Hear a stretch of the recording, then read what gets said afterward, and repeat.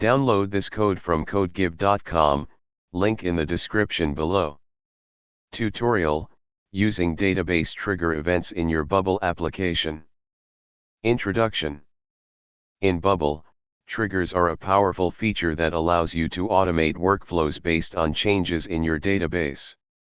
When a record in your database is created, modified, or deleted, you can set up triggers to execute specific actions.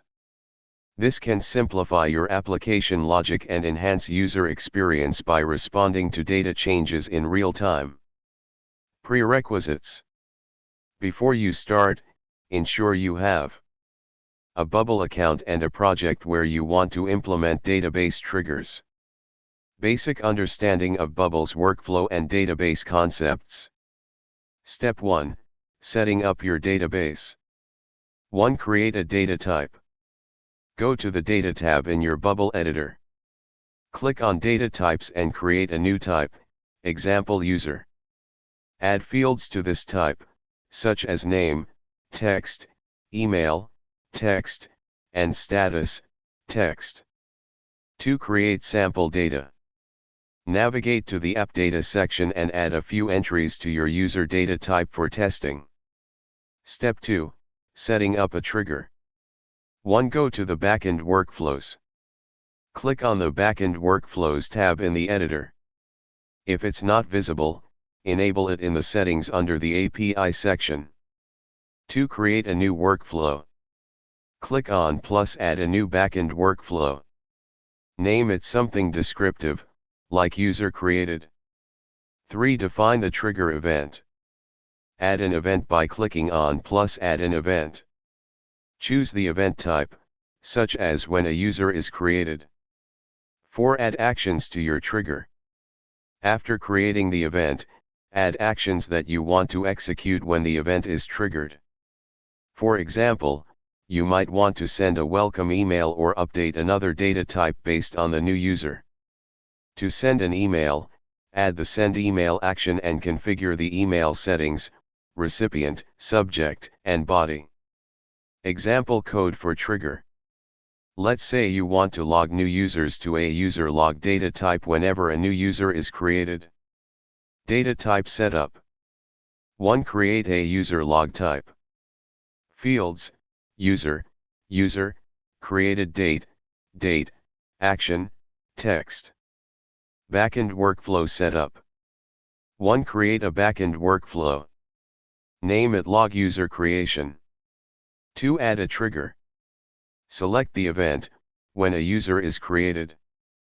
3. Add action to create a log entry. Click on plus add action and select data rightward arrow create a new thing. Choose the user log data type. Set the fields. User equals this user. Created date equals current date/time. Action equals created. Step 3. Testing your trigger. 1. Create a new user. Go to your application and create a new user. Ensure that the backend workflow is triggered. 2. Check logs. Navigate to the App Data section and view the user log entries to confirm that a new log entry has been created. Step 4. Debugging common issues. Triggers not firing. Ensure that the trigger is properly configured and that you are testing the correct event. No entries created. Check that you have permissions set correctly for creating new entries in the database. Errors in actions. Review the actions added to the workflow to ensure all fields are correctly referenced. Conclusion. Using database triggers in Bubble allows you to automate actions based on database changes, enhancing your application's functionality. By following the steps outlined in this tutorial, you can effectively set up and test triggers to respond to various database events. Additional tips. Explore other events such as when a user is modified or when a user is deleted for more complex workflows. Use conditions within your workflows to create more specific triggers based on certain criteria. Regularly test your triggers to ensure they work as intended, especially after making changes to your database or workflows. This tutorial provides a foundational understanding of implementing database triggers in a bubble application. Experiment with different scenarios to fully leverage this powerful feature.